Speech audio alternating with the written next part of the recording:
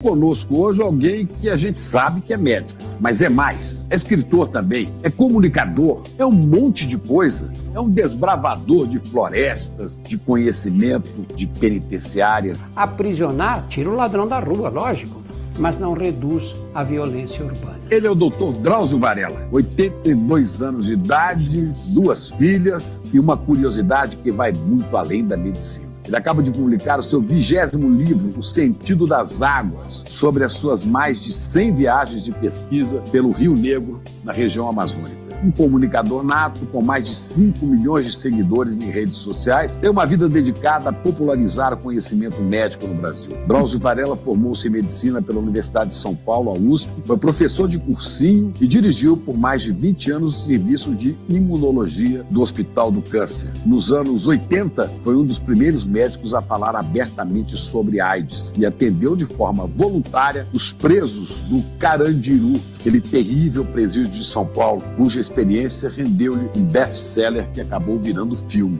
Faz campanhas contra o cigarro, é defensor intransigente da saúde pública e continua trabalhando com presos. Para o Dr. Drauzio, o SUS é a maior revolução da história da saúde do Brasil e até do mundo, um feito do qual todos nós brasileiros deveríamos nos orgulhar.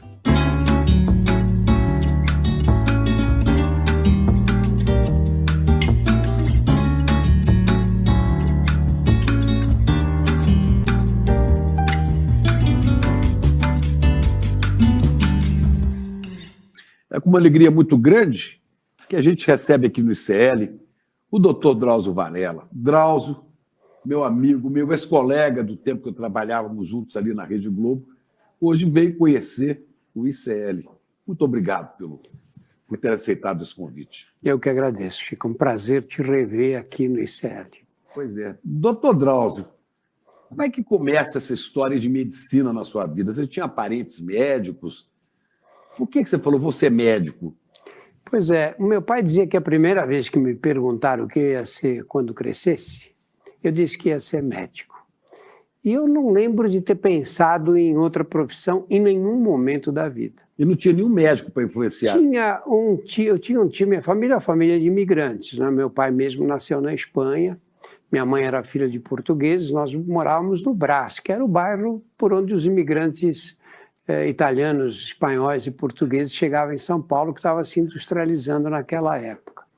Eu tinha um tio, a família do meu pai, era meu pai, 2 irmãos, e a mãe, meu avô morreu muito cedo, e eu tive um tio que era mais novo do que o meu pai, que se formou médico. Foi o primeiro da família, aquela coisa de imigrante, né? Foi o primeiro que conseguiu estudar. Mas era a única pessoa. E é possível que ele tenha tido influência, né? Ou que eu tenha falado que queria ser médico, meu pai achou bonito, e eu, a partir daí... Meu pai dizia, somos 6 irmãos, né? Meu pai dizia, não, a única coisa que eu queria na família é que alguém fosse médico, e ninguém foi médico. Então, uma neta dele, né? Filha da minha irmã, mas não teve mesmo. Os pais sempre sonham ter algum médico. Especialmente famílias que vêm... procurando melhorar no nível social, né? Imigrantes, né? Que chegavam num país, o sonho deles era ter um filho médico. Na época, você tem uma filha médica, né? Tenho uma filha médica, mas hoje virou uma coisa mais comum, não é? Naquela época não era nem um pouco comum. Mas o que te atraía na medicina? Por quê? O que você imaginava? Eu vou cuidar das pessoas, eu vou aprender a ciência. O que era que te fascinava mais? Não, o que me interessava, o que eu mais gostava era entender o corpo humano, como funciona, né? E depois, essa figura do médico, né? Do médico que vai lá, que acompanha, que tenta cuidar dos outros, né? Que tenta, nessa época, eu pensava muito no dia que eu chegasse e curasse uma pessoa que estivesse à beira da morte. Eu tinha essa visão romântica quando eu era criança. Você pensava assim, se meu pai passar mal, eu vou socorrer. Que eu ia ser o médico da família toda. Aqui, ó. Depois, mais tarde, você vai caindo na realidade, né? E chegou num momento crucial ali, que eu tinha que entrar na faculdade. Naquela época, São Paulo tinha 4 faculdades de medicina, o estado inteiro. Tinha a USP... Isso nos anos 60, né? 60. A USP tinha a antiga Escola Paulista, que depois virou a Unifesp, né, Universidade Federal, Ribeirão Preto, que era da USP também, e Sorocaba, que era uma faculdade da PUC, é até hoje. Então, São Paulo não formava 400 médicos por ano naquela época. Para o estado inteiro. Para o estado inteiro. Então, você imagina que a disputa era muito grande. E eu, com 17 anos, falei, não vou conseguir, porque eu era moleque, gostava de sair, encontrar os amigos, namorar. E eu falei, como é que eu vou competir com essa gente que estuda o tempo inteiro? Mas aí me deu, sei lá, um instante de lucidez e eu disse, olha, se eu não fizer isso, não vou conseguir. E aí estudei muito no ano que eu terminei o colegial, não passei, e no ano seguinte eu só estudava, Chico. Só estudava, não fazia mais nada na vida. E foi bom. Pois é, e aí quando se formou, foi ser o que? Pensava em alguma especialidade? Olha, quando entrei na faculdade, eu fui convidado para dar aula no cursinho que eu fazia. Era um cursinho vestibular? O cursinho chamava 9 de Julho. Uhum. E eu e o João Carlos Digênio, que também era aluno da Faculdade de Medicina. Depois veio se tornar o dono de uma grande empresa de educação. Grupo educacional enorme, a Unip, né? E nós dois fomos convidados para dar aula no cursinho. E demos aula. E quando chegou no 5º ano, por uma série de acontecimentos, lá nós organizamos um cursinho porque o vestibular, o cursinho parava no Natal, e o vestibular era só fevereiro. E janeiro ficava para os alunos estudarem. E nós tivemos uma ideia de fazer um cursinho de férias ali. Intensivo. E a gente ganhava uma graninha que ia ajudar, né? Fizemos. E foi um sucesso esse cursinho. Eu dei o nome de Objetivo para esse cursinho. E ali tem uma discussão, porque o Digênio sempre dizia, não, quem teve a ideia de fazer esse cursinho fui eu. E eu dizia, não, senhor, fui eu. Mas não tinha testemunha, então... Então fica agora. Continuo achando que fui eu e ele achava que foi ele o tempo todo. Agora o nome não, o nome foi inquestionável. E aí fiquei dando aula no cursinho, mas fazendo medicina. E eu queria fazer saúde pública. Naquela época, o grande hospital de São Paulo, não do Brasil, era o Hospital das Clínicas da USP, não é? Uhum. Que até hoje acho que é o maior centro médico do país, né? Do país, da América Latina. Naquela época, era uma coisa estranha, porque a gente tratava das pessoas mais pobres do país, porque despencavam todos aqui em São Paulo. Não só tratávamos as pessoas da cidade de São Paulo, do estado, como vinha gente do Nordeste, do Norte do Brasil. Alguém com uma doença lá que não se resolvia no estado de origem, tinha sempre um parente, mesmo distante aqui em São Paulo, eles vinham para cá e iam parar no Hospital das Clínicas. E o grande problema de saúde naquele tempo eram as endemias rurais. As endemias rurais eram esquistossomose, doenças de Chagas, verminoses. Verminoses eram universais, não é? Na cidade de São Paulo, eu lembro de um estudo feito na periferia, mais de 90% das crianças tinham vermes. Barriga grande. Barriga grande. Vinham com o verme mais comum, que é aquele Ascaris, né? Que é a lombriga popular. O Ascaris migra numa fase do desenvolvimento. Ele sai do intestino e migra. Eu cheguei a ver morte no Hospital das Clínicas, no pronto-socorro, por novelo de Ascaris, que os vermes sufocava a criança. Você abrir doentes com obstrução intestinal por novelos de Ascaris fazia parte da rotina. Coisa horrorosa. E muitas vezes a pessoa ficava com aquelas dores, não tinha recurso, não havia assistência médica praticamente no país. Higiene. E eles, quando vinham, já tinham o intestino necrosado e morriam por essa razão. Né? Uma coisa que você fala, não é possível uma coisa... Você queria trabalhar com isso? Eu achava que a saúde pública estava surgindo, mas que tinha que ter esse tipo de intervenção preventiva. Você não podia deixar a pessoa chegar nesse estado, num hospital público, terciário, numa hora como essa. Esse caso tinha que ser resolvido lá atrás, né? No caso do Ascaris que eu citei, apareceu um comprimidinho que você tomava e curava. E aí tratava todos os casos. E nós vivíamos numa cidade aqui em São Paulo que vinha crescendo numa velocidade absurda. Muita gente da roça vindo para a cidade. Da roça eu lembro de uma vez o governador de São Paulo, em 67, eu estava me formando, e dizer que São Paulo, é muito difícil você controlar São Paulo. O governador era o Abreu Sodré. É muito difícil você organizar a cidade, porque cresce 300 mil habitantes por ano. Ele dizia, é a população da segunda maior cidade de São Paulo, que era Campinas, na época. Crescia uma Campinas por ano. Uma Campinas por ano que se agregava na cidade. De que jeito se agregava? As pessoas vinham e construíam barracos na periferia. E a periferia de São Paulo foi inchando, sem luz, sem água encanada, sem esgoto. Então, os problemas de saúde eram dessa ordem. Sem saúde pública. Sem saúde pública nenhuma. E sem a existência do Sistema Único de Saúde. Nós queremos falar do SUS. A saúde, nessa época, dependia da caridade pública, das santas casas, da Igreja Católica. Da igreja, os postinhos de saúde que alguns prefeitos montavam na sua cidade para lidar com os problemas mais comuns. Mas não deu para o senhor começar com a saúde pública? Ser médico de saúde pública? Não deu porque eu fiz residência, minha turma foi a primeira que fez residência. Olha como era a saúde pública. Saúde pública. 6 anos de medicina, mais 2 de residência. Olha como era a preparação. Todos nós aprendíamos medicina onde?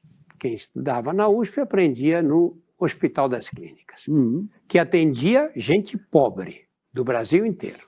Muito bem. Mas nós éramos preparados para um dia montar um consultório. Por isso é que todo mundo saía especializado. Porque nós aprendíamos, na verdade, essa que é a crueldade do processo.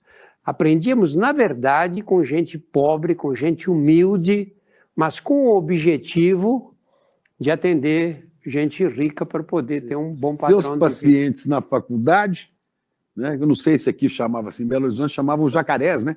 Não, aqui em não. Belo Horizonte, o indigente, que era o jacaré, era uma coisa depreciativa que a turma de medicina falava. Você aprendia com jacarés pobres, né, para depois pegar esse aprendizado e aplicar nos ricos e ganhar dinheiro no consultório. Era essa filosofia. E aí, quando eu me formei, eu queria sair para atender pelo interior e tal, tinha essa pretensão. Mas eu tinha casado e a Secretaria da Saúde tinha organizado a carreira de sanitarista. E eu fui lá conversar. O salário era, eu lembro que era 1.300, não sei o quê. Era pouco mais do que o salário mínimo. Não, era o aluguel do meu apartamento, não pagava o condomínio. E aí eu disse, não adianta, isso aqui eu não vou conseguir sobreviver desse jeito. Aí o médico sanitarista ficou um pouco adormecido. Ficou, fui para o lado de moléstias infecciosas, fiz um tempo... Infectologista? Infectologia, e aí o próprio destino médico ali me levou para o Hospital do Câncer, virei oncologista, que foi o que eu fiz a vida inteira. Mas aí todo tipo de câncer, né? Aí, no começo, sim, porque eu sou da geração que formava generalistas, mas a oncologia foi evoluindo tanto, né, em função da quimioterapia, dos avanços na genética e na radioterapia. Todo mundo teve que se especializar. E aí eu comecei a tratar basicamente de mulheres com câncer de mama. E fiquei 30 anos só vendo câncer de mama. Quem eram na faculdade, logo depois, quem eram os seus modelos, assim, médicos e professores, por quem você tinha admiração grande, que te ajudaram a pensar na profissão? Eu tive na faculdade gente que leva a medicina a sério, gente que faz... Os primeiros que me influenciaram muito foram os da cadeira de parasitologia na época, que era um pessoal muito engajado politicamente. Havia alguns que pertenciam ao Partido Comunista e eles tinham uma ligação muito forte com a saúde, sabe? Esse pessoal que cuidava bem da saúde pública, os infectologistas, em geral, eram pessoas idealistas e de esquerda, né? Em geral, sim. E eles foram dizimados pelo golpe militar, pela ditadura. Eles foram expulsos da USP. A Faculdade de Medicina, né? A Faculdade de Medicina sempre foi muito reacionária. E eles foram expulsos. Só lá na Faculdade de Medicina foi o Luiz Hildebrando, o Ernei Camargo, gente que se destacou em pesquisas, muitos foram para o exterior e depois voltaram para o Brasil, felizmente, né?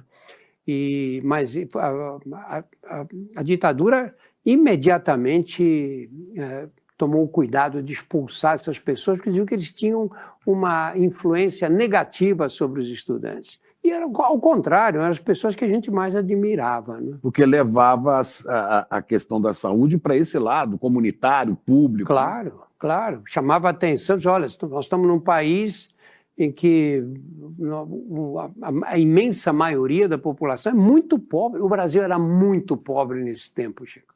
Muito pobre. Você saía de São Paulo, ia pelo Nordeste, você olhava aquelas cenas, aquelas cidades quentes. Miséria, né? Miséria, população andando descalça, aqueles jumentos aqueles jegues com 2 barricas de lado, eles iam até o açude buscar água. Você olhava aquela água e falava, não é possível que alguém tenha coragem de beber essa lama aqui, não é? Era triste o Brasil, muito triste. Quando a gente pensa, Chico, eu vejo hoje... A gente, por causa da televisão, circula muito pelo país, né? Você vai naquelas cidades, você olha a diferença que é hoje. Nem digo dessa época, 50 anos atrás, eu digo de 20 anos atrás. O Brasil melhorou muito. Melhorou muito. A gente fala mal do país e tudo, mas não para pensar um pouco. E na saúde tivemos esse avanço extraordinário, em meados dos anos 80, que foi a criação do SUS, né?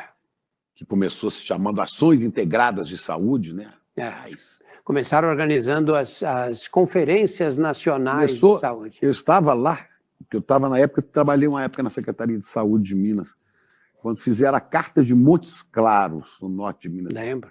Inclusive um grupo de médicos, o Chicão, que era do Partidão, Partido Comunista, o Zecão, que era do PCdoB, né? Era um pessoal de esquerda também, né? Depois juntaram com Ézio Cordeiro, do INAMPS, Sérgio Arouca, da Fiocruz, e criaram um modelo, né? Foi um bando de visionários, Chico. Eles eram visionários. Imagina você chegar naquela época em que a saúde era privilégio de quem tinha condições de pagar e dizer, nós vamos dar saúde para todo mundo de graça. Eu confesso que a primeira vez que eu ouvi, eu falei, mas isso é um sonho, como é que você vai... De onde vem esse dinheiro? Não tem esse dinheiro. E não tinha mesmo. Eles criaram sem ter dinheiro nenhum, mas puseram na Constituição. E aí a saúde é um direito do cidadão, é um dever do Estado. Olha que nenhum país com mais de 100 milhões de habitantes fez isso, até hoje. Aqui os brasileiros não têm noção disso. O SUS é uma porcaria. Chega lá na hora de atendimento, você fica na fila. Vai dar saúde gratuita para 208 milhões de pessoas. Ou vai para a Alemanha e vê se tem um SUS lá para te atender. Ou vai para os Estados Unidos. E chega com infarto à porta de um hospital e se você não tiver o cartão de crédito, vê se eles vão te socorrer. Eu tive um amigo que foi para os Estados Unidos agora e o neto torceu o pé. E levou para um hospital na Flórida ali, o menino machucou o pé. Aqui no Brasil, o que teria acontecido? Ele teria ido para uma UPA qualquer, teria tirado uma radiografia do pé, tinha uma fratura, tinha colocado uma bota e depois encaminhado para um lugar onde ele fizesse o acompanhamento, que foi feito lá, só que lá pediram uma ressonância magnética do pé também. E puseram a bota, do mesmo jeito que teria sido colocado no SUS aqui. E ele teve uma conta para pagar de $10 mil para pagar essa conta. 60 mil reais. 60 mil reais. É que o SUS faz isso de graça, né? Às vezes demora, mas faz, né? Não, e nós temos, o SUS, nós temos ilhas de excelência que são citadas como tal pelas autoridades mundiais. Por exemplo, nós temos o maior sistema de saúde pública, o maior programa de saúde pública do mundo, que é o Estratégia Saúde da Família, que começou como? Começou com Tasso Gereissati lá numa seca que aconteceu do Ceará, lembra? E ele, então, resolveu abrir estrada para empregar aqueles homens que não tinham o que comer. E criou para as mulheres deles um cargo de agente comunitário de saúde. Eram mulheres que iam de porta em porta, batendo, tinham um protocolo, o que elas tinham que perguntar, o que tinham que fazer.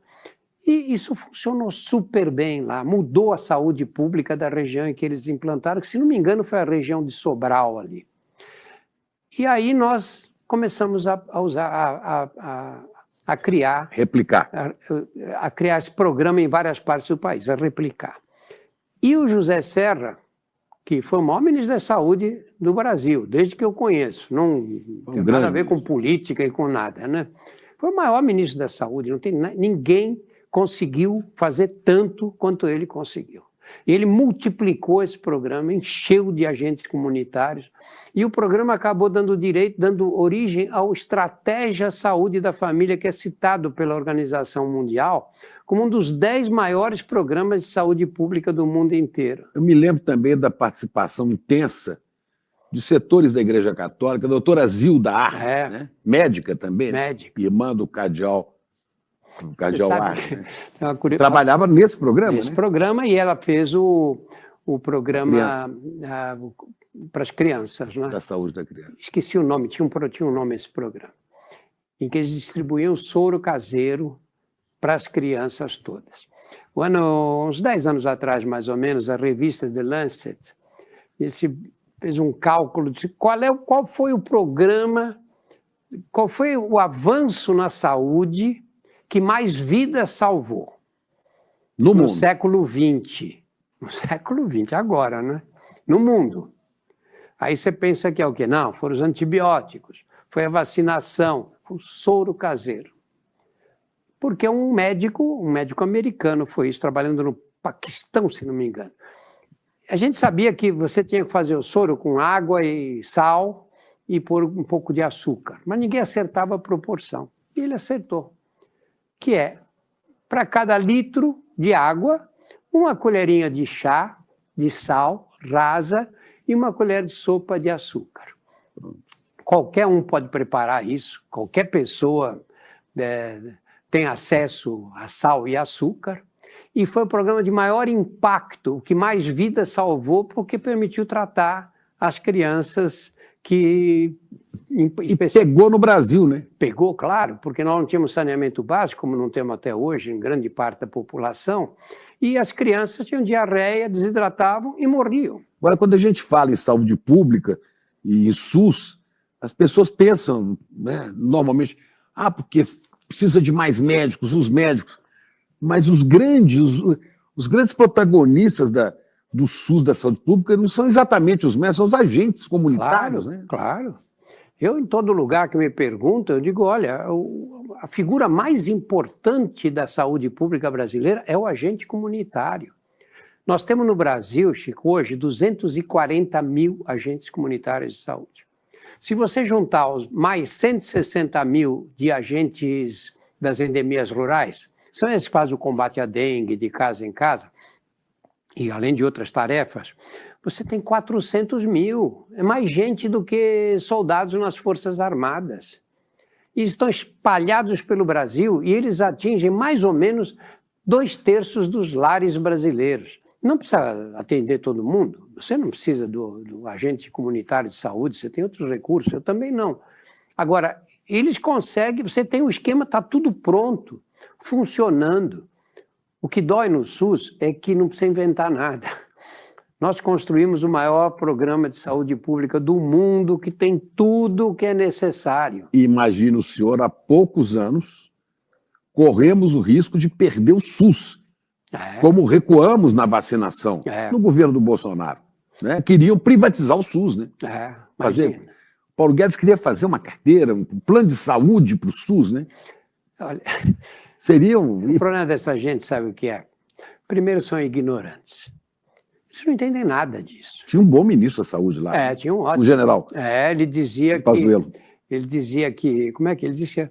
Eu não conhecia o SUS, porque eu sempre me tratei em hospitais militares. Chico, naquela época eu falei, quem sabe eu consigo ser presidente do Banco Central. Se o critério é esse, é não saber nada, você pode ser ministro. Talvez o senhor fizesse menos mal como presidente do Banco Central do que como general no SUS. Né? Ignorância por ignorância. Talvez o número de mortes seria menor. Mas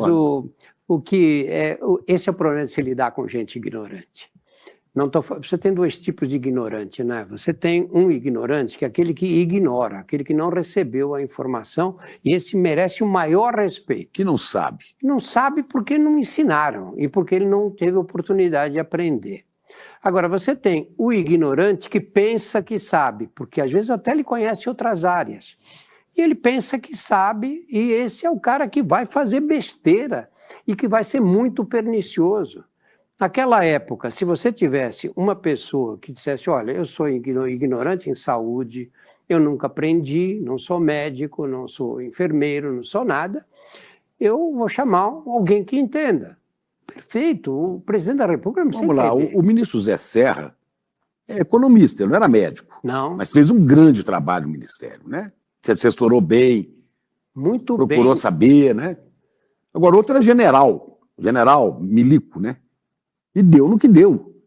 Né? E não podia ter a menor chance de dar certo, né? Agora, você vê, é uma coisa engraçada. Eu tive todas as doenças que chamavam no passado doenças da infância. Eu também, cachumba, catapora, sarampo. Só não tive poliomielite. Aquela que a mãe botava os filhos juntos para pegar logo. Para pegar logo, ficar livre, né? Rubéola, né? Tinha uma criança com rubéola na vizinhança. As mães se comunicavam, olha, a filha de fulano está com rubéola, levava as meninas, porque era para ter rubéola nessa fase e não depois, durante a futura gravidez. Né? Mas porque nós não tínhamos vacina. Não existia. Morrer criança era normal. Eu lembro no pronto-socorro de pediatria do Hospital das Clínicas, Chico. As crianças chegavam desidratadas, morriam 2, 3 num plantão de 12 horas. Você, quando tirava a história de uma senhora, você diz, quantos filhos a senhora teve? Eu tive 8. Quantos criou? Era a pergunta seguinte. Porque ela dizia, das 8, 5. Você viveu em Minas, uma parte, não era assim? Era normal morrer 2, 3 crianças numa mesma família. Morria no parto, morria logo depois do parto. Aí começamos a vacinar todo mundo. Criamos o maior programa de vacinações do mundo inteiro. Olha o que aconteceu com a mortalidade infantil. Quando eu nasci, a mortalidade infantil era de 120 crianças para cada 1.000 nascidas. Você acha que nós já recuperamos o estrago do governo passado? Ainda não. Mas porque esse processo é lento. Porque vacina, Chico. Você está doente, está aí com febre, se sentindo mal, você vai ao médico, vai ao pronto-socorro. E aí ele fala, olha, você vai ter que tomar esse remédio, dá um pouco de enjoo e tal, mas você vai para casa e você toma o remédio, porque você está doente. Na vacina é o contrário. Na vacina você pega o teu filho, saudável, pega ele pela mão e leva para tomar a vacina. Você não admite que essa vacina possa causar problemas. Então, a vacina depende da confiança da população. Se a população não tem confiança, a vacinação vira um fracasso. Se um capitão que vira presidente diz esta vacina provoca AIDS, acabou. Pronto. É o presidente da República. Basta isso, não precisa mais nada. Mas você acha que a gente se recupera? Eu acho que estamos nos recuperando rapidamente dessa situação, né? Que coisa terrível.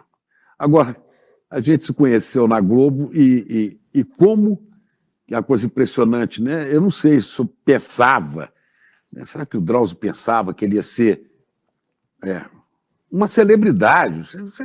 Você é um artista do ponto de vista da comunicação. O Brasil inteiro te conhece, te adora. As pessoas aqui querem tirar foto. O doutor Drauzio aqui. Né? Você pensava que ia ficar conhecido assim? Pensava? Não, nunca pensei. Nunca pensei. E o que destravou isso? Foi o grande responsável... Foi o Carandiru? Não, o responsável por isso foi um médico, foi um homem, um jornalista chamado Fernando Vieira de Mello, que era o redator-chefe da antiga Jovem Pan. Quando era a Rádio Jovem Pan. Aí veio a epidemia de AIDS. Do tempo do quantas horas? 7. Isso. Quantas, né? O Fernando era um gênio. E eu tinha voltado de um congresso na Suécia, foi em Estocolmo, sobre AIDS. E a AIDS estava devastando. Final dos anos 80? Início dos anos 80. Estava ainda mau conhecimento da epidemia, dos meios de transmissão e tudo. E aí eu voltei, passei lá na Jovem Pan, que era ali na Paulista, para conversar com ele. Falei, pô, Fernando, a gente era muito amigo, estamos vivendo uma situação, essa doença vai ser uma tragédia, porque isso vai gerar uma epidemia no Brasil. E a doença é muito grave, vem as infecções uma atrás das outras, os doentes morrem na cara da gente. Perdem a defesa, né, o sistema imunológico e vão morrendo de tudo, né? De tudo, e depois de um longo sofrimento, que era o mais triste, né? E aí eu disse, aqui no Brasil a gente trata isso como peste gay, na época, você lembra desse termo? Lembro. A própria imprensa usava isso, a imprensa mais reles, chamava de peste gay. Eu falei, é um absurdo, porque se você fixa essa ideia de que é uma doença dos gays, os outros se sentem protegidos, as mulheres se sentem protegidas. E quantas pessoas morreram pelo HIV com transfusão de sangue? Pois é. Né? Como Betinho, Enfio. E tantas outras, né? E mulheres que tiveram um homem só na vida, tinham tido um namorado casado com ele, é o único homem com quem elas tiveram relações, e que pegavam o vírus, porque ele se infectava fora e trazia o vírus para dentro de casa. Ou por uma transfusão de sangue, ou por transfusão uma agulha de sangue, infectada. Claro. Aí eu tive essa conversa com o Fernando, falei, tem que explicar para a população o que é isso. Não existe doença sexualmente transmissível que poupe um dos sexos. Qual é a doença? Que só dá em homem ou que só dá em mulher? Sexualmente transmissível pega todos e você não acaba mais com elas. Nunca mais. Olha, o pessoal fala, não, mas a AIDS ainda vai desaparecer com um medicamento. Olha a sífilis. A sífilis está aí há quantos anos? Você cura com 2 injeções de benzetacil, que é uma penicilina, penicilina benzatina. Você dá 2, você cura, acabou. Custa, eu não sei quanto está custando agora um frasco de benzetacil, mas não deve passar de R$10. Cura, definitivamente. E matava. Pois é, e está aí até hoje e a incidência aumentando. Então, doença sexualmente transmissível, a gente não acaba. Pode combater com medidas de prevenção, etc., mas não acaba. Eu disse, essa doença nunca mais vai desaparecer e nós vamos infectar as mulheres, que vão achar que com elas não vai acontecer nada, porque não são gays, os homens heterossexuais, os usuários de droga injetável. E ele disse, peraí, vamos gravar isso que você está falando aqui. Vamos gravar, você vai fazer o quê com isso? Ah, vamos gravar só essa conversa para a gente ver o que dá para fazer. Isso lá na Rádio Jovem Pan? Na rádio. Aí chamou uma jornalista que chama Maria Elisa Porchat, que sentou do meu lado, e a gente gravou. Passaram-se umas 2 ou 3 semanas, eu estou na rua, na Paulista mesmo, até perto da Pan. E aí encontrou um amigo e falou, eu vi você ontem falando na Jovem Pan. Eu falei, não, ontem não. No rádio você ouviu? Eu falei, eu vi. Não era TV, era só rádio. Só rádio. Rádio AM ainda naquele tempo. Aí eu liguei para ele. Liguei de um orelhão. Você lembra do orelhão? Lembro. A fichinha, põe ela. A ficha caiu. Fernando, tem um cara aqui, um amigo, que está dizendo que me viu na Jovem Pan ontem. Falou, eu fiz o seguinte, eu peguei aquela conversa tua com a Maria Elisa e eu dividi em fragmentos. E eu estou rodando na programação. Eu falei, você é louco? Eu vou subir aí. Fui até lá. Falei, Fernando, médico sério no Brasil não aparece nos meios de comunicação de massa, porque isso é entendido como sendo autopropaganda. Você vai me pôr numa situação horrível com os meus colegas. Isso aí você tem que resolver. Então, você quer estar bem com seus colegas?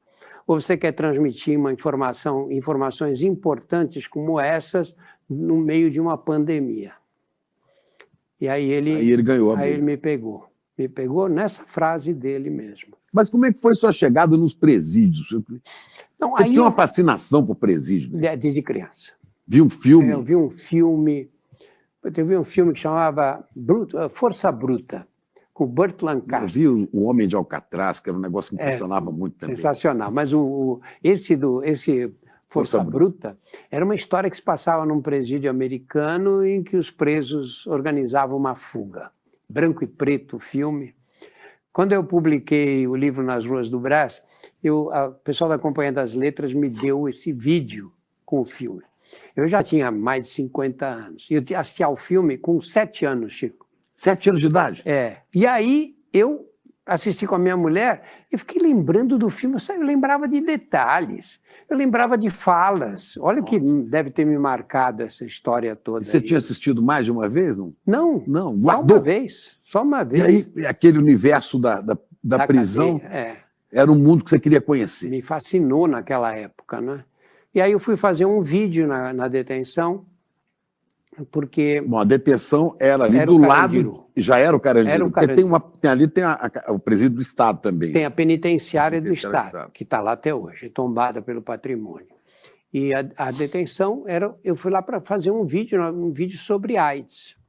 E quando eu entrei na cadeia, me deu uma sensação daquele filme que eu tinha assistido.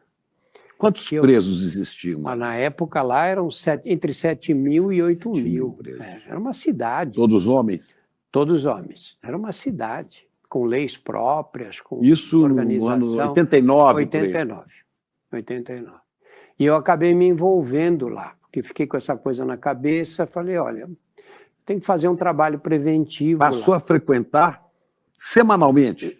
Como voluntário, de graça? De graça, desde então. Como é que era isso, o seu trabalho? Ia lá e... Começou eu dando umas aulas sobre AIDS, explicando o que era a doença, quais eram os cuidados. Grupos? Não, a gente juntava 400, 500 homens. Tinha um cinemão antigo lá, e esse cinema, que já tinham queimado o cinema numa rebelião anterior, era, na verdade, um cimentado, assim, com um palco. E o pessoal da Unip me emprestava um telão, equipamento de som. Eu passava um vídeo sobre AIDS e descia no meio deles com um microfone com um fiozão, não tinha microfone sem fio naquela época, e ia respondendo as perguntas. E era impressionante, as perguntas que eles faziam eram muito mais interessantes do que os médicos me faziam quando eu falava em congressos médicos. Porque eles viviam a realidade da doença, né? Estavam vendo ali, o cara chegava com 100 quilos, um monte de músculo e 6 meses depois estava esquelético, né? E essa experiência, eu comecei a ser interpelado pelos presos, que vinham, oi, doutor, eu estou com febre, o outro falava, se queixava que estava com sapinho na boca, o outro... Era tudo AIDS? Tudo AIDS. E o que era a principal forma do contágio? Era sexual ou era droga? Droga injetável. Droga era a principal. A moda era injetar cocaína na veia. Cocaína? Nós tínhamos uma epidemia de cocaína na veia, na periferia de São Paulo, que tinha passado despercebida completamente. O que trouxe à tona foi a epidemia de AIDS. Agora, você se sentia seguro lá dentro? Totalmente. Era respeitado? Totalmente. Nunca foi ameaçado? Não, preso, de jeito nenhum. De jeito nenhum. Quando você tem numa cadeia, isso não é porque eu sou especial, é porque é assim com os médicos mesmo. O Dostoiévski, no livro Recordação da Casa dos Mortos, que ele conta a história da cadeia que ele ficou na Sibéria, ele também diz a mesma coisa. Os médicos da cadeia são pessoas muito respeitadas. Mesmo aqueles que tratam mal dos doentes, etc., são respeitados. Porque se você... No meu caso, então, mais ainda, porque você pega um médico que chega lá de fora, voluntário, e vai lá atender quem está doente, se o cara que fizer uma gracinha qualquer morre. Aí, o senhor foi fazendo esse trabalho como voluntário. É curioso que o senhor já disse que não é uma pessoa ligada a religião nenhuma, né? Não era um trabalho religioso, não, nem político, né? Era um trabalho voluntário de amor à profissão e curiosidade e tudo mais, né? Nem sei se amor à profissão justifica isso. Eu acho que é pela... Você fazer um tipo de medicina como era no passado remoto. Você chega num lugar desse, não tem exame de laboratório, não tem raio-x. É você, o doente e uma cesta básica mínima de medicamentos. E você faz lá a medicina verdadeira. Tem que auscultar. Auscultar, examinar, olhar e ir rápido, porque eu atendia 70, 80 de cada vez lá. E tentar fazer esse tipo de medicina, o que é uma coisa muito interessante. Acho que imagino que é o prazer que vocês têm no repórter que vai para a rua, que vai atrás da matéria, né?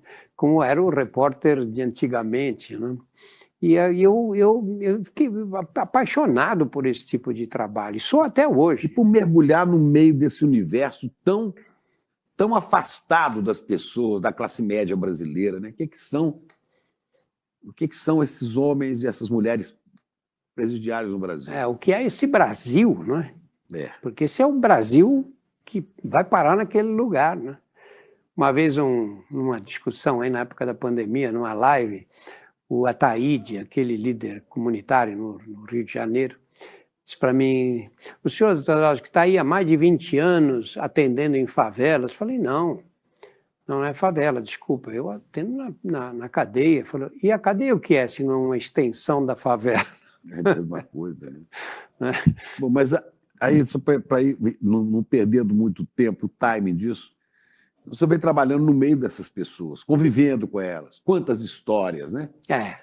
Ouviu muitas histórias. Dava para fazer 20 livros, porque as histórias vêm prontas, né? Você pega, às vezes, um moleque aí de 22 anos de idade, ele começa a contar todas as peripécias pelas quais ele passou, Chico. Você fala: pô, esse cara tem 80 anos, que não dá tempo em 22, né? E você entra em... Porque, na verdade, as paixões humanas são limitadas, né? Você não cria uma paixão nova que não tenha sido experimentada por outro ser humano, né? Ciúmes, amor, ódio, generosidade, violência, tudo isso está no universo de todos nós.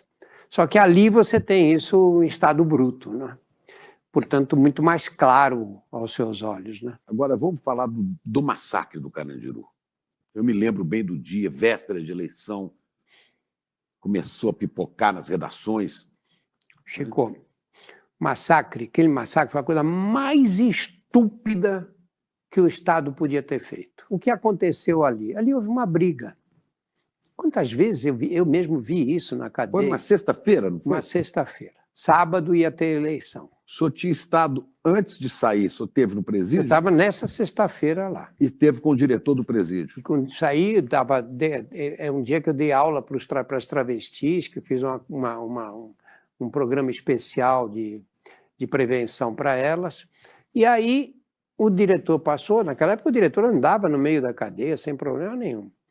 E disse: passa na minha sala para a gente tomar um café. Eu fui para a sala dele, tomamos um café, ele começou a contar a história. Esses caras de cadeia você conhece, né, Chico? Se deixar eles falar, você fica ouvindo durante 10 horas, né? Porque eles conhecem histórias, contam histórias incríveis.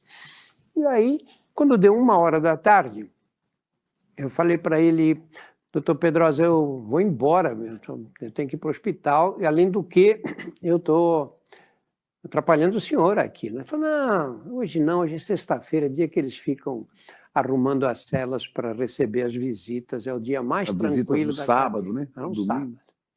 E aí aconteceu aquela tragédia. Não tinha a menor necessidade... O que aconteceu ali?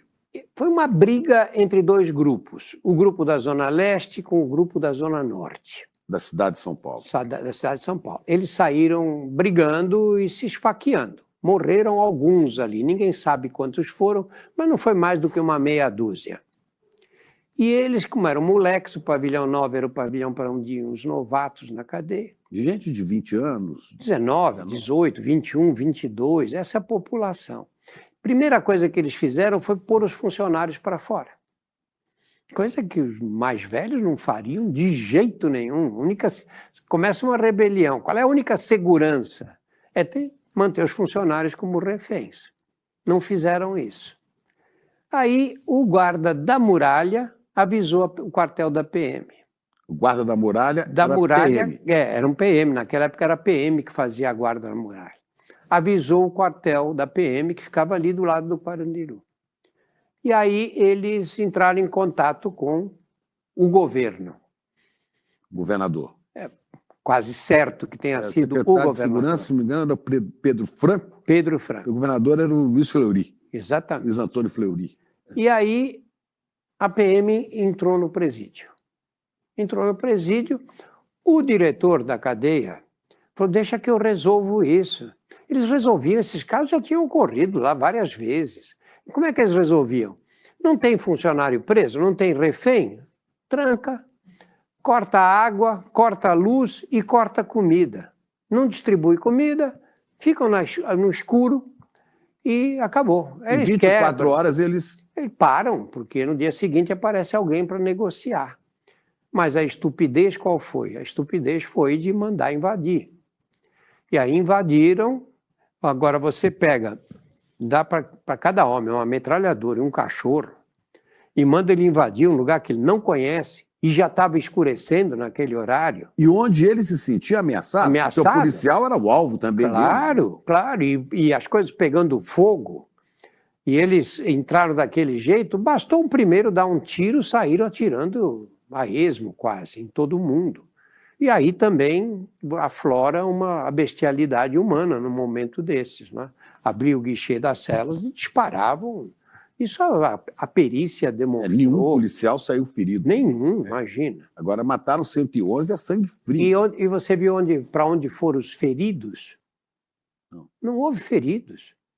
É uma batalha onde só houve mortos. Nenhum ferido. Tem algum ferido que foi atendido no hospital das clínicas? No jornalismo, muitos relatos de mortos com perfuração de bala nos braços e no peito. Quer dizer, ele fazia assim para tentar se defender, né? E era metralhado aqui, né? Eles mediram, teve na perícia, não tinha tiro abaixo de uma determinada altura, era só dessa altura para cima, na parede, né? Marca de tiro. Enfim, foi uma tragédia. Foi num pavilhão só. Só no 9.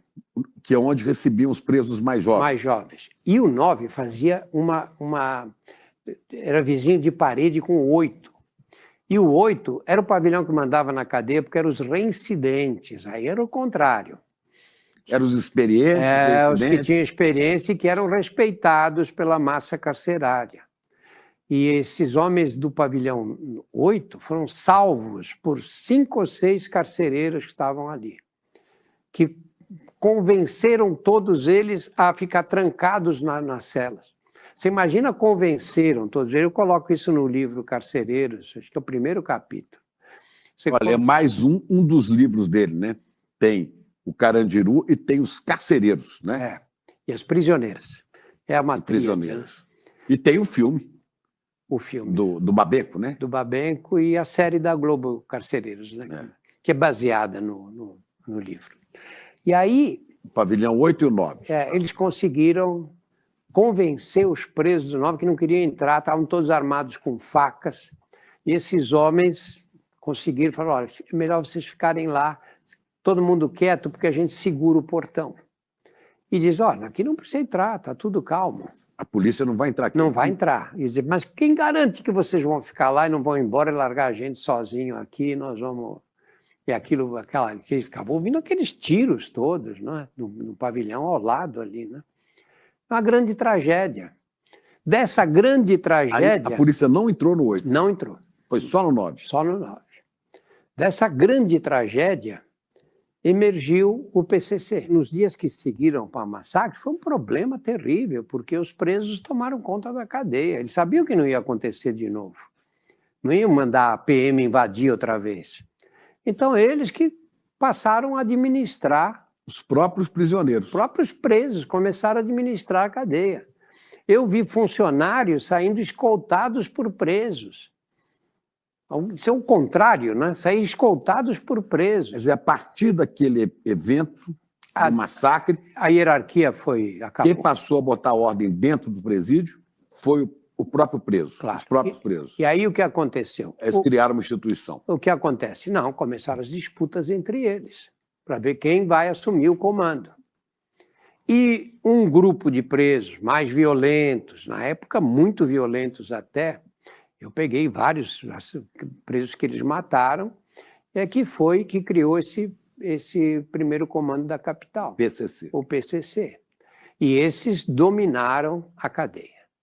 E aí eles impuseram uma ideologia que acabou com todas as outras facções. Os que resistiam eram assassinados. E eles começaram a estabelecer regras.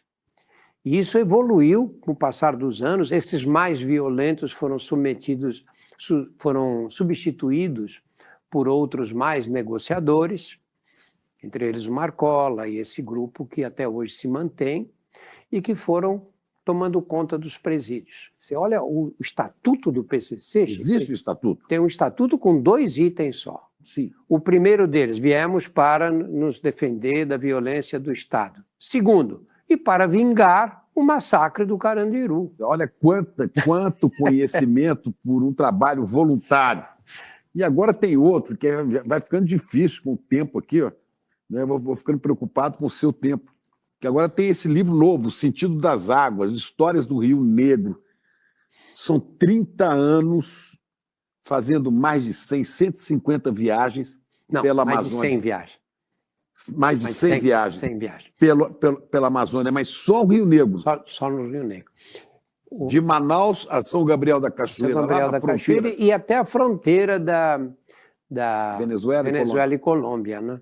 Na verdade, esse projeto começou com um estudo de atividade farmacológica em plantas da região amazônica, que a Unip, essa Universidade Paulista aqui, patrocinou e vem patrocinando desde então. A gente coleta plantas, prepara extratos, e esses extratos são testados em vários sistemas experimentais, contra células malignas, contra bactérias resistentes a antibióticos, e em alguns mecanismos, por exemplo, mecanismo inflamatório, mecanismo de morte celular. E é um trabalho universitário bastante interessante. Isso me levou ao Rio Negro, e eu... O senhor começou a ir lá quando? 1992. Quer dizer, logo depois do massacre do Carandiru. Exatamente. Aí você passou a dividir o seu tempo entre a medicina regular, né? O Carandiru e o Rio Negro. O Carandiru, o Rio Negro e depois a televisão, né? Mas olha que privilégio. Interessante você ver os homens, quando você reduz o espaço físico, não só os homens, os grandes primatas, chimpanzés, gorilas, tudo igual. Você diminui a violência, não aumenta. Por quê? Você é mais forte que eu, você me bate na rua, você pega o teu carro e vai embora. Na cadeia você dorme, né? Aí você fica vulnerável. Então não pode ser resolvido, as coisas não podem ser resolvidas dessa maneira, pela violência gratuita, né? Tem que haver negociação. E como é que você consegue sobreviver num espaço curto desse e, ao mesmo tempo, a mesma espécie, que são os seres humanos, você vai andando de barco, você vai vendo aquelas, meio da floresta, no meio do nada tem uma casinha. Só para a gente ter uma dimensão, de Manaus a São Gabriel da Cachoeira, que é no Alto Rio Negro, tem 1.000 quilômetros. 1.000 quilômetros. 1.000 quilômetros. 900 e tantos quilômetros. O Brasil é muito grande. Você viaja, às vezes não vê ninguém, né? Ninguém. Enormes espaços sem ninguém, é floresta. E aí você encontra uma casinha, de repente, você para o barco, desce. Você olha lá, mora um homem sozinho. Sozinho. Não tem mulher, não tem filho, não tem nada. Sozinho naquele lugar. Como é que o cara consegue sobreviver numa cela empilhada de gente e num lugar na mais absoluta solidão? Olha que capacidade adaptativa nós temos. E, né? esse ali, um ribeirinho, não é um indígena, né? Não, às vezes é um cara que veio da cidade. Veio de uma cidade. O pai veio do Nordeste. A Amazônia foi povoada pelas populações originárias, né, os indígenas, e pelos nordestinos que foram levados para lá no ciclo da borracha, os ciclos que a borracha teve. Né? E esse livro aqui reúne histórias, né? É. São muitas histórias dessa experiência sua. São histórias de pessoas, porque as histórias são muito interessantes lá, e as histórias misturam o realismo mesmo com a fantasia, né? Tudo meio... Com as crenças. As crenças são muito interessantes. E eu, a partir dessas histórias que eu comecei a escrever, comecei a me interessar pela região, né? Pelo local. Né? O que aconteceu ali? O senhor trabalhava com medicamentos lá, com pesquisa disso, Uhum. e também atendia pessoas. Você é inevitável, né? Você para o barco, conversa com as pessoas que estão ali, se envolve com os problemas. Aí alguém conta que o pai vinha andando pelo meio da mata e se perdeu. Se perdeu porque apareceu o curupira que começou a desviar do caminho. Aí vem outro que conta a história do boto, A onça. a onça. E vem um doente, estou com febre. Pois é, e aí você fala, o que é mais fantástico aqui, né? A história que essas pessoas vivem, ou essas lendas que eles contam, né? Porque a gente conta a história real mesmo, como se tivesse acontecido, né? É muito interessante. E depois a riqueza cultural dessa região, né? Só o Alto Rio Negro, Chico, tem 23 etnias. Falam línguas... 23 povos diferentes, né? Falam línguas diferentes, têm costumes diferentes. Aqui a gente fala português, fala inglês, mais ou menos, e pensa que fala em espanhol e já se julga poliglota, né? Lá você tem etnias, tem pessoas da cidade que falam 4, 5 línguas diferentes. Completamente diferentes. Completamente diferentes. Aí você pega os Yanomami aqui embaixo, na direção da Venezuela, eles têm 5 ou 6 subgrupos que falam línguas, 5 ou 6 dialetos diferentes. Alguns entendem e falam mais de um dialeto. É um pedaço do Brasil muito interessante, muito mesmo. E esquecido, né? Esquecido, porque o norte é abandonado. Eu queria perguntar, o senhor está viajando essa região há 30 anos, todo ano, né? Inclusive, me lembro da época que o senhor viajava com o nosso amigo Paulo Vanzolini, também médico, zoólogo, né? E médico, depois mais dedicado à zoologia. Né? O Vanzolini ia lá para estudar os primatas, né? Não, ele tinha, o Vanzolini tinha um conhecimento da biologia incrível. Era um filósofo da biologia, na verdade, né? Tinha uma ideia de como funcionava a floresta. Aprendi muito com ele. Para quem não se lembra, né? O Vanzolini é que fez várias músicas, né? Ronda, de noite eu rondo a cidade, né? O Levanta, Sacode a Poeira, Volta por Ti. Ele falava comigo, Chico, o povo não entende essa música. Eu falei, por quê? Todo mundo canta e fala, eu dei a volta por cima, mas isso não é o mais importante. O mais importante é o que tem antes. Eu falei, o que é? Reconhece a queda e não desanima. Eu falei, quem não reconhece a queda e não desanima, não dá a volta por cima, não. Primeiro tem que reconhecer a queda, depois não desanimar, e aí você dá a volta por cima. Mas o povo gosta de falar que eu dei a volta por cima. Não deu nada. Né? Então, imagina essa experiência sua com o Dr. Paulo Vanzolini. Saudoso Vanzolini, né? Nesses 30 anos de Rio Negro, não vou falar de Amazonas, porque basicamente o Rio Negro já é a pequena parte da Amazônia, né? Quase a bacia do Rio Negro é quase um Portugal inteiro, né? Não, só a Cabeça do Cachorro, que é o extremo oeste. Você pega o mapa, olha para cima e para a esquerda, ela desenha a cabeça de um cachorro, a fronteira desenha ali. Só aquela parte que a capital é São Gabriel da Cachoeira, do município, né, é do tamanho de Portugal. Quer dizer, o município de São Gabriel da Cachoeira é do tamanho de Portugal. Imagina. Se não for um pouco maior. E tem quantos habitantes? Tem, na cidade, 50 mil. Deve ter mais uns 30 ou 40, né? Não, nem sei se chega a tanto, né? Agora, o senhor tem visto alguma melhora na situação desses povos originários, desses indígenas? Muito pouco, Chico. Ao contrário do que aconteceu no Nordeste. Você pega o Nordeste, os estados do Nordeste, os sertões do Brasil, lá na área Nordeste, na região Nordeste, você vê 20 anos atrás para hoje uma diferença brutal, né? A chamada Zona da Mata desenvolveu muito. Aquela cidadezinha que não tinha calçamento, não tinham nada. Você vai hoje lá, tem antena de celular, as casas mudaram completamente. Nós resolveram o problema da falta de água naquelas localidades, né? Tem as cisternas que recolhem água e tudo, né?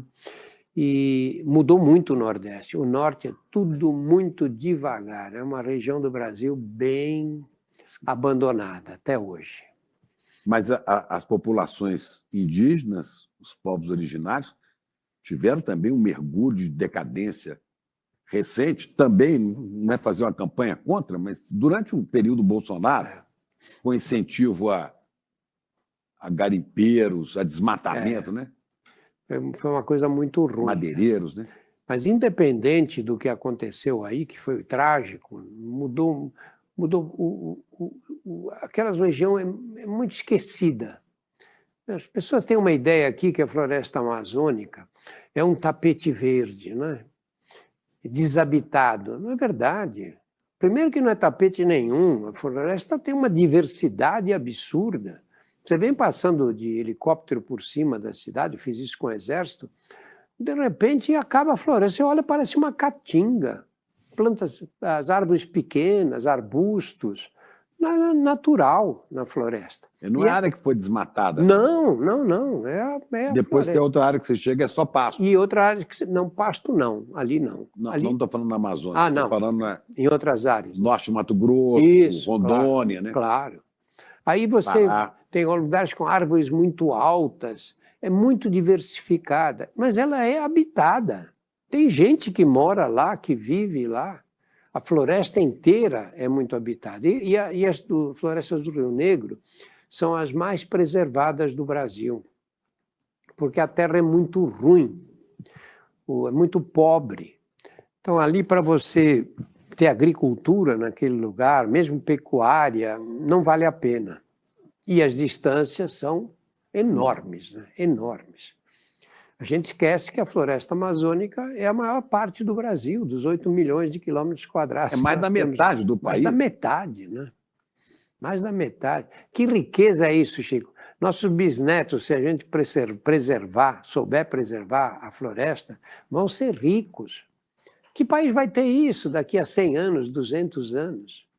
Que país? Pois é. É por isso que é importantíssimo ouvir seu relato, que é importantíssimo esse livro aqui, ó, não é?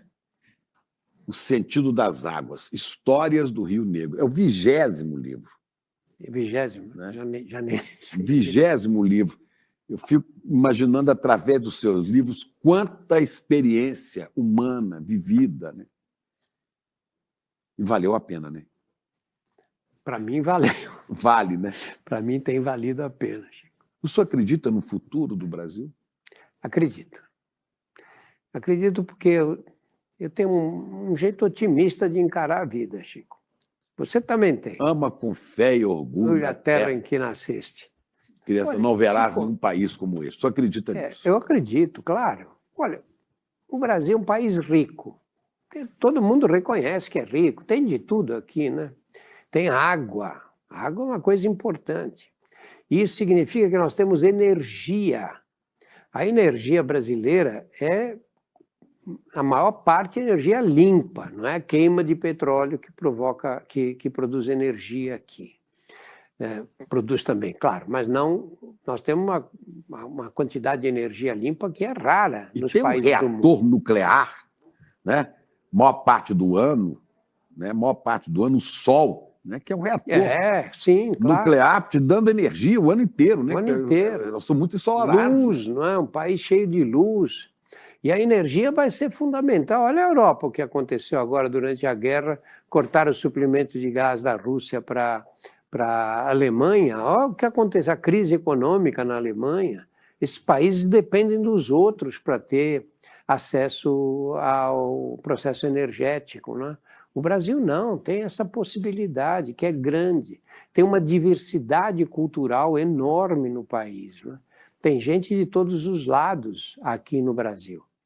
Eu acho que o Brasil, quando conseguir resolver o problema da distribuição de renda, resolver, não digo, mas tiver uma distribuição de renda. O problema é essa concentração, né? É essa concentração que mata tudo, né, Chico? Você relega uma parte da população à miséria, né? Como diz o nosso professor aqui do ICL, o sociólogo Gessé Souza, né? O problema é a mentalidade dessa elite do atraso, que não é uma elite, né? É a elite do atraso. Esses que sustentam essa desigualdade, né? Absurda. Isso vai mais devagar do que a gente gostaria, né? Mas eu acho que o Brasil vai ser um grande país no mundo. E quando você olha as projeções que os cientistas fazem, o Brasil, daqui a pouco, é a 5ª economia mundial. É um país continental, não é um pequeno país, não é a Suíça, não é... Não nascemos para ser párias, né? Não, e o mundo presta atenção no Brasil, claro, não pode esquecer desse país aqui, né? Você imagina um continente inteiro que fala uma língua só, que tem mais de 200 milhões de habitantes. E que tem uma característica lembrada por alguém que, assim como o senhor, conviveu muito na floresta e com povos originários, né? Um mineiro chamado Darcy Ribeiro, antropólogo, né? Que dizia isso aqui é uma maravilha, né? No livro dele, Civilização Brasileira, ele fala dessa maravilha da mistura. Os Estados Unidos e o Canadá foram ingleses que foram colonizar aquilo lá, ingleses e franceses, é um povo todo igual, é um povo, ele ainda fala, um povo feio, todo mundo é igual, tudo a mesma coisa. Expulsaram os indígenas de lá e tomaram aquilo ali, né? Aí ele fala, os espanhóis chegaram nos países de língua espanhola, os países latino-americanos, encontraram culturas fortes, os incas, os maias, os astecas, e aí houve um choque de civilizações. E aqui não, aqui veio o português, aí já encontraram os povos indígenas, depois e trouxeram os negros de África, e essa coisa foi misturando e deu esse povo estranho, ele fala, maravilhoso, claro, à custa de muito sofrimento também, né? Mas é uma sabedoria, né? Essa miscigenação eu acho que é o que faz do Brasil o país mais interessante. Original. Original, né? Os negros, os indígenas. E sempre a gente lembrar que foram populações escravizadas, né? Tanto os negros quanto os indígenas, né? O invasor português, eu digo invasor porque esses caras chegaram aqui... Já existia isso aqui, né? 1500. Encostaram uma caravela ali, umas caravelas na costa, descobrimos o Brasil. Pois, calculo que tinha 10 milhões de indígenas vivendo no país naquela época. Já tinha gente vivendo aqui há 12 mil anos. 12, 14 mil anos. Houve uma invasão dessa terra. Doutor Drauzio, eu ficaria mais uma hora, né? Eu tinha que falar muito desse livro, do Sentido das Águas, que acaba de ser lançado pela Companhia das Letras, né? Esse aqui eu vou te pedir até o autógrafo, para guardar, né? Histórico para mim. E te convidar a voltar mais ao ICL, que nós temos cursos, nós temos muita... Né? Exatamente a sua generosidade nos ajuda muito, né? ICL, Instituto Conhecimento Liberta. Eu acompanho vocês, Chico. Só o conhecimento liberta, né? É isso. Obrigado, meu queridíssimo doutor. Prazer enorme. Saúde para nós. Ele viaja ao Brasil de jatinho e financia vários atos extremistas, além de ter montado um império a partir da igreja dele. Mas o Silas Malafaia insiste em dizer que o patrimônio dele não cresceu desde que ele virou dono de igreja. Só que essa versão não é bem assim. E a gente vai mostrar para você aqui no ICL a verdadeira história de como o Silas Malafaia construiu o patrimônio dele. No dia 29 de maio, às 8 horas da noite, a gente vai exibir para você o documentário Império Malafaia. Se inscreve agora e garante a sua vaga. E aí, Chico, vamos me incorporar, amigo? Velho, agora... Rapaz, que estampa é essa, rapaz? Gostou? Comprei na de ICL. Pô, tá agorinha. Vista a coragem. Leve a luta com você. Camisetas da comunidade mais corajosa do Brasil. Acesse souicl.com.br e garanta já a sua.